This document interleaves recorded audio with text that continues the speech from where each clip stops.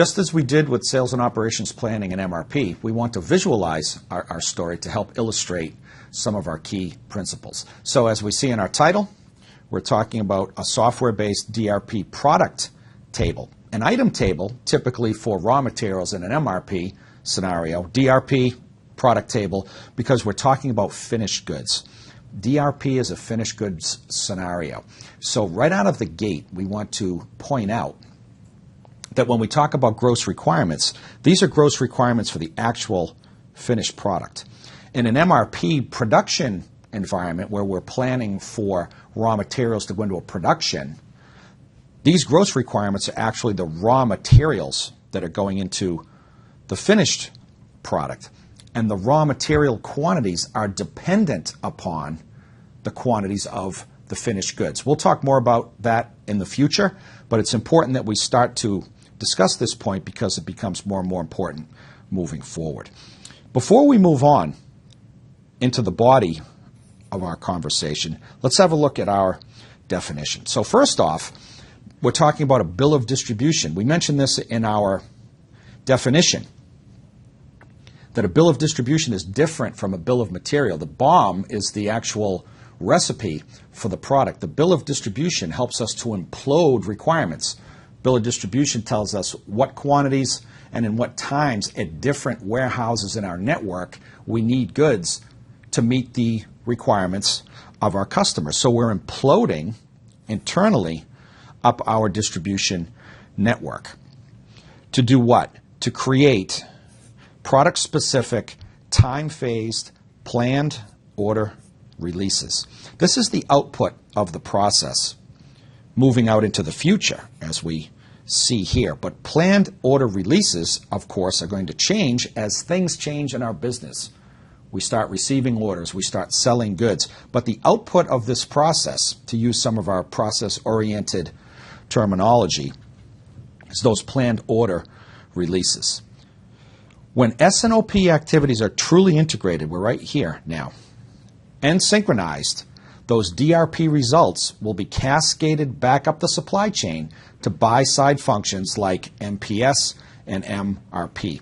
Well, hopefully that's starting to make sense, this idea of cascading, because we are dealing with finished goods here, and if we're going to make adjustments based on actual outcomes in different periods, we have to be in a position to manufacture or schedule for more production or acquire more raw materials, be it our own factories or outsourced. Doesn't matter, actually. The information has to be communicated. But we have to make those adjustments, make more goods, make less goods, acquire more raw materials. So if we are indeed talking about finished goods, that information, whether it's more or less, has to be cascaded into that production environment. It's very important that we bring that up. This cascading idea will continue to present itself over and over again. So having said that, you're going to have a software-based product table for every finished good that we sell, just like we saw in MRP, where we'd have an MRP item table for every raw material that we acquire in our purchasing process. So this is for one product. We could need this if we sold 10,000 products. We would literally need 10,000 of these product tables. Again, thank goodness it's in a software environment. Imagine what it was like in the 1970s when this all had to be done by hand. So this is all software-based. So our gross requirements in each period, in each time bucket, as we've come to call them, is going to be based on the forecast. And as we receive orders and customers buy product, that forecast is going to be consumed, consuming the forecast by actual activities. Just like we saw in the MRP table, we want to go from a gross requirement to a net requirement. What we think we're going to need in each period netted or subtracted by projected on hand, very important point here, what we're projecting to have available already in each period, and relatively sure about scheduled receipts. So if in period 1, and I'm going to write over a little bit, if the gross requirement is 1,000 and we have a projected on hand, we saw this before, let's change it up a little bit, of 600, and we know we're going to receive 200, the net requirement is going to be 200. The point is, the software will cascade this information as things change, as the sales and operations planning activity unfolds in the marketplace. So I think to illustrate and reiterate this idea, both in an MRP and here now in a DRP scenario, the importance of gross to net exploding and lead time offsetting is really quite important.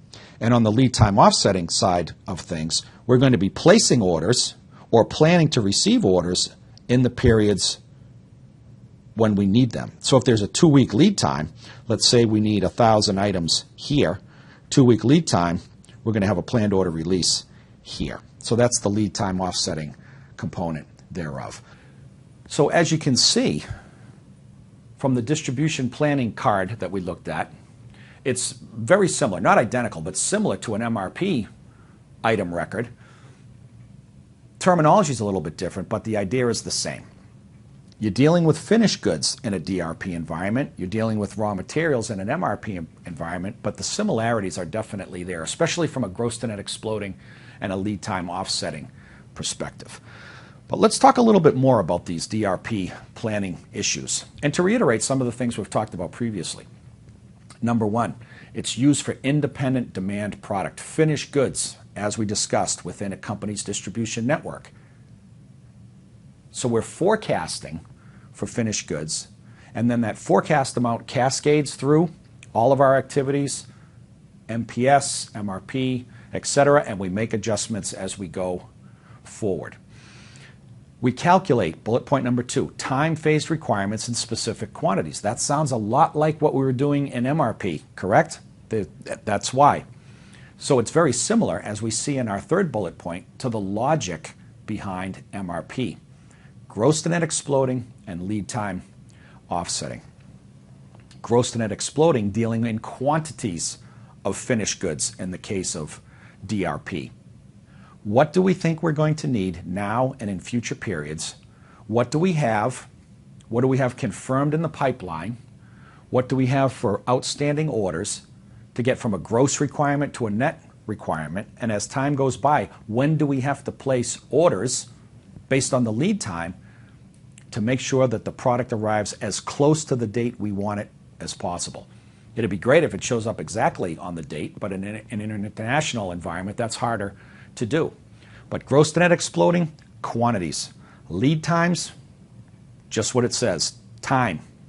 So we use that bill of distribution to implode the needs up the distribution channel, from a satellite warehouse to a regional DC to a master DC, and then ideally right back into the buy side of things, where we make adjustments in master production scheduling and in material requirements planning. That's the true essence of sales and operations planning, because you can't just isolate the MRP function and the DRP function. They have to come together because they're so connected and so dependent upon one another.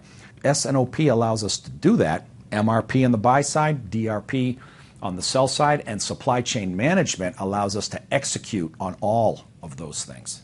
Some other things to consider on the DRP side of things: heavily influenced by customer orders.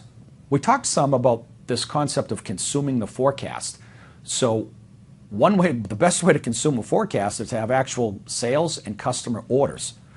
So that's what's going to cause us in the S&OP planning phase to look and say, well, we forecasted for 6,000 items in time bucket in week 54, but we actually have orders today for considerably more than that. That's consuming the forecast. That's what makes us make adjustments that cascade all the way back up to things like MRP.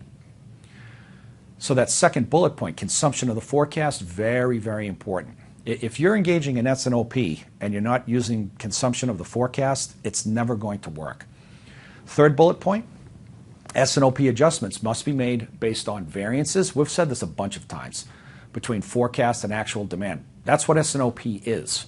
And again, if we're not doing that, things are going to go awry very quickly. And just to reiterate, that last hash mark, the variances are cascaded back up the supply chain to buy-side activities. We don't want to be buying too much raw materials. We don't want to be scheduling for production that we don't need. Where does that information come from? It starts with a forecast and it's consumed with actual orders and actual activities.